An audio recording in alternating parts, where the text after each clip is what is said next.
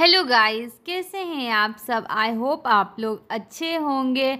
आज मैं शेयर करने जा रही हूँ मेरा फर्स्ट वट सावित्री पूजा हमने कैसे मनाया था, और साथ साथ ये भी बताने की कोशिश करूँगी कि क्या क्या लगता है इस पूजा में।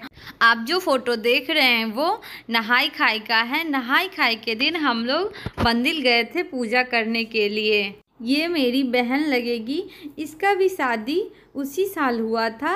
इसका भी पहला वट सावित्री पूजा था, तो हम लोग साथ में ही गए थे मंदिर पूजा करने के लिए। इसमें आप चाहे तो नहाई खाई के दिन अपने मन पे डिपेंड करता है कि कोरा साड़ी पहने या ना पहने। ऐसे भी जिसका नया शादी हो रखा है उसके पास तो कोरा साड़ी तो बहुत होता है, तो मेरा और हम लोग का कोरा साड़ी ही था। मंदिर से आने के बाद रात में भी हुई थी गौरी और गणेश की पूजा। उसके बाद सुबह सुबह हम लोग उठ के पहले बट वृक्ष के पास गए थे, मतलब नहा धो के बट वृक्ष के पास गए थे न्योता देने के लिए। कहा जाता है कि पूजा करने से पहले न्योता दिया जाता है, वो भी सुबह सुबह सूर्योदय से पहले। न्योता में हम लोग एक सुपारी, कुछ सिक्का और एक दीप जला के आए थे वहाँ पे। न्योता देने टाइम भी सिंदूर कर लेना चाहिए, महावर लगा लेना चाहिए।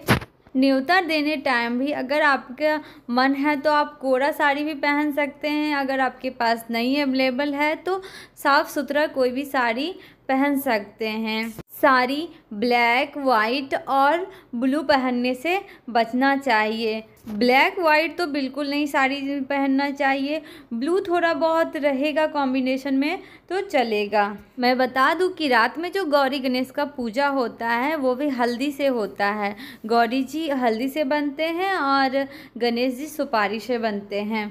बहुत लोग तो हल्दी पीस के बनाते हैं और कुछ लोग ऐसे ही गांठ का कपड़े में लपेट के पूजा करते हैं। गौरी गणेश का पूजा पहले ही इसलिए हो जाता है कि आप बट वृक्ष के पास वहाँ बहुत ही भीड़ लगा रहता है, तो वो गौरी गणेश की पूजा नहीं कर पाएंगे, इसलिए रात में ही गौरी गणेश की पूजा हो जाती है। बट वृक्ष की पूजा सुबह सुबह नहीं किया जाता है, बट वृक्ष की पूजा 11-12 बजे के बाद ही किया जाता है।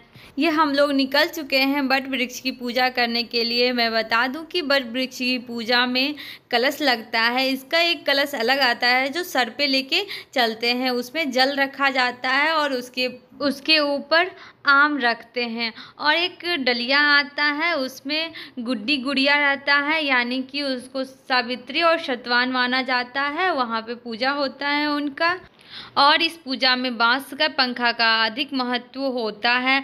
और हम लोग खोइछा लेके भी चले थे। हम लोग के यहाँ पहला बट सावित्री पूजा का अधिक महत्व होता है, इसलिए सब लोग 16 श्रृंगार करके ही जाते हैं। ये मैं पहुँच चुकी हूँ बट वृक्ष के पास और वहाँ पे मैंने पूजा कर ली है। वो कलश वहीं पे रखने के बाद सिंदूर लगाए, गुड्डी गुड़िया ले गए थे उनका, फिर से शादी किए, आटा का चिपकाए और फेरी दिए। फेरी बहुत ज़रूरी होता है देना। पंखा झोलने के बाद हम लोग बट वृक्ष को गले लगाए। इस पूजा में बट वृक्ष पे आटा का घोल जो होता है उसको चिपका के उसी पे हम लोग चना, काला चना बहुत महत्वपूर्ण होता है, उस काले चने को पेड़ में चिपकाए हैं, और चिपकाने के बाद उसी चने को प्रसाद के रूप में सभी को दिए हैं। चना के साथ आप लोग मिठाई भी दे सकते हैं, और नहीं तो जो गुलगुला होता है, बट वृक्ष के फल के आकार का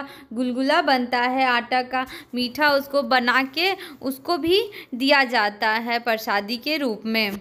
पहला वट सावित्री पूजा बहुत महत्वपूर्ण होता है, तो उस टाइम सभी लोग आते हैं, आसपास के जितने लोग रहते हैं सभी लोग आते हैं, साथ में गीत गाते हैं, प्रसादी लेते हैं। और इतना धूप हो जाता है, जेठ के माह में तो ऐसे भी धूप ज़्यादा रहता है, इतना धूप हो जाता है कि सभी लोग परेशान हो जाते हैं, और सारी लड़कियों का तो मेकअप भी झड़ जाता है। हम लोग फास्ट में ही रहते हैं। पूजा करने से पहले कुछ नहीं खाते हैं, पानी चाय कुछ भी नहीं खाया जाता है। पूजा करने के बाद सत्तू और आम जो होता है उसको मिला के पारण किया जाता है, उसके बाद ही कुछ खाना खाते हैं। नमक खा सकते हैं, बहुत लोग नमक खाते हैं, हम लोग तो नमक खा लिए थे, कुछ लोग नहीं खाते हैं। घर आने के बाद पति का पूजा करो, फिर पारण करो। और ये मेरा लुक कैसा लग रहा है आप लोग कमेंट करके ज़रूर बताइएगा।